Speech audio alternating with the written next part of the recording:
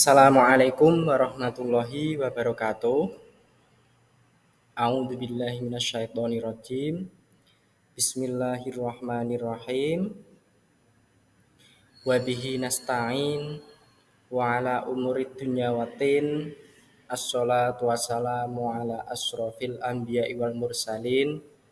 Sayyidina wa maulana Muhammadin wa ala alihi wa ashabihi.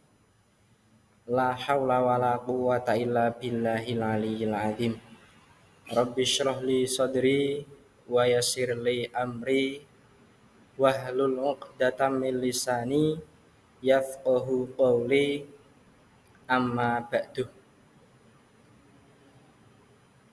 Yang terhormat kepada Ketua Sekolah Tinggi Ilmu Ekonomi AMA Bapak Joko Pramono SE MM AK CA, yang kami hormati kepada Bapak Dr. Amin Nurbaidi SAG MPDI selaku dosen pengampu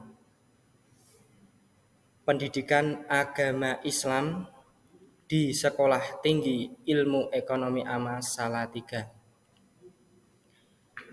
Dan tidak lupa kepada teman-teman mahasiswa-mahasiswi kelas S1 Manajemen Non-Reguler Angkatan 52. Perkenalkan, nama saya Uli Nuha, ingin mempresentasikan makalah dari kelompok kami yang bertemakan fungsi agama dalam peradaban manusia.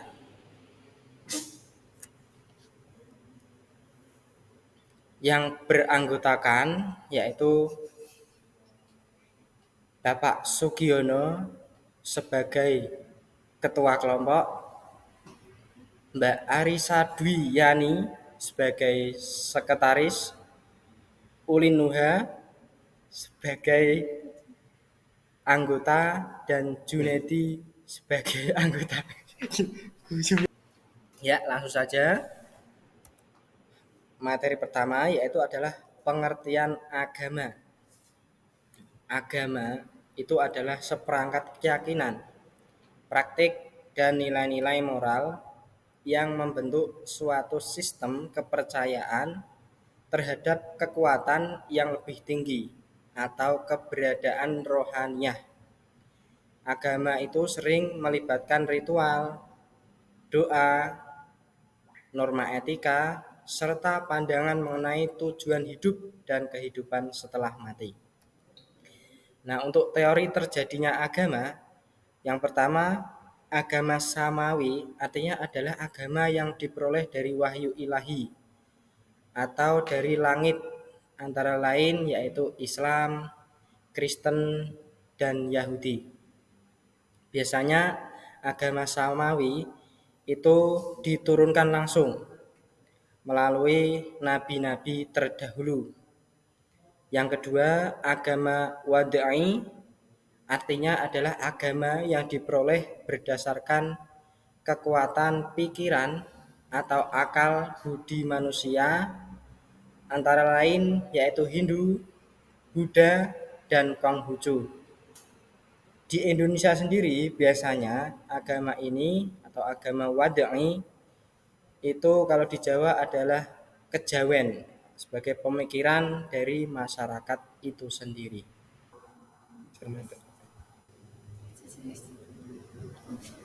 Melanjutkan materi selanjutnya, yaitu apa sih pengaruh agama dalam peradaban? Agama memiliki pengaruh yang mendalam dalam peradaban manusia. Pengaruh tersebut melibatkan berbagai aspek seperti moral, hukum, budaya, dan sosial. Agama dapat memberikan pedoman moral yang berbentuk perilaku individu dan masyarakat. Selain agama sering menjadi dasar bagi sistem hukum dan norma-norma etika. 1. Etika dan moralitas. Agama memberikan kerangka kerja, etika, dan moralitas yang membimbing perilaku individu dan masyarakat. Yang kedua, hukum dan tata hukum. Banyak sistem hukum yang di berbagai peradaban dipengaruhi oleh ajaran agama yang menciptakan landasan normatif bagi tata hukum. Contoh negara yang masih menganut dasar hukum agama sampai sekarang yaitu Kerajaan Arab Saudi. Tiga, seni dan kebudayaan. Agama sering menjadi inspirasi bagi seni arsitektur dan ekspresi budaya, menciptakan identitas unik bagi suatu peradaban. Contohnya seni kaligrafi. Empat, ada pendidikan dan pengetahuan. Sejarah peradaban menunjukkan bahwa lembaga pendidikan awalnya seringkali didirikan oleh komunitas keagamaan. Pendidikan awalnya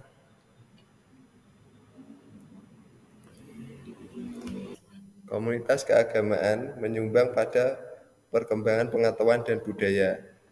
5. Pengaturan sosial. Agama dapat mengatur struktur sosial dan memberi pedoman mengenai hubungan antar individu, keluarga, dan komunitas. Di sini, agama mengajarkan kita untuk saling toleransi dan tolong-menolong sesama manusia. Baik, kita lanjutkan materi yang berikutnya, yaitu fungsi agama dalam peradaban. Fungsi agama dalam peradaban antara lain yang pertama yaitu pendidikan pedoman etika. Agama sering memberikan pedoman moral dan etika yang membentuk perilaku masyarakat, mempromosikan nilai-nilai seperti kejujuran, keadilan, dan kasih sayang. Fungsi yang kedua yaitu hukum dan tata krama. Agama dapat menyediakan kerangka hukum dan tata krama yang membantu mengatur kehidupan sosial, menciptakan norma-norma yang diikuti oleh masyarakat. Fungsi agama dalam peradaban yang ketiga yaitu penguatan identitas dan solidaritas. Agama dapat menjadi sumber identitas individu dan kelompok.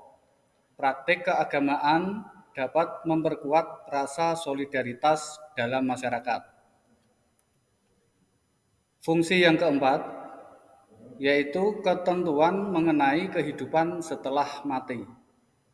Keyakinan terkait kehidupan setelah mati dalam agama dapat memberikan ketenangan batin dan arah hidup bagi individu, membentuk pandangan mengenai tujuan hidup. Fungsi yang kelima yaitu pendidikan dan kebudayaan. Agama dapat menjadi basis bagi pendidikan moral dan spiritual, serta memainkan peran dalam mengembangkan seni, sastra, dan warisan budaya. Fungsi yang keenam yaitu pemberdayaan sosial. Beberapa agama mendorong praktik kebajikan dan pemberdayaan sosial seperti amal, kegiatan kemanusiaan, dan dukungan terhadap yang kurang beruntung. Fungsi yang terakhir yaitu mengatasi krisis dan kesulitan. Agama sering menjadi sumber dukungan dan ketenangan dalam menghadapi krisis atau kesulitan, memberikan harapan dan keyakinan pada saat sulit. Selanjutnya, dari presentasi di atas dapat ditarik kesimpulan, agama adalah seperangkat keyakinan praktik dan nilai-nilai moral yang membentuk suatu sistem kepercayaan terhadap kekuatan yang lebih tinggi atau keberadaan rohania. Agama memiliki pengaruh yang mendalam bagi peradaban manusia. Dengan adanya agama, peradaban semakin maju. Fungsi agama dalam peradaban meliputi pembentukan moral, pengembangan pendidikan pengetahuan, pengaturan sosial, inspirasi seni kebudayaan. Saran. Dari penjelasan tersebut, agama sangat berpengaruh dalam peradaban ini. Sebagai umat beragama Muslim, kita harus senantiasa mengimaninya dengan menjalankan apa yang diperintahkannya dan menjauhi semua yang dilarangnya. Agar kehidupan kita menjadi tentram dan berjalan lurus sehingga kita dapat membentuk serta membangun sebuah peradaban yang maju dan positif. Demikian presentasi dari kelompok 1. Semoga bermanfaat bagi kita semua. Kurang lebihnya kami mengucapkan minta maaf. Terima kasih. Wassalamualaikum warahmatullahi wabarakatuh.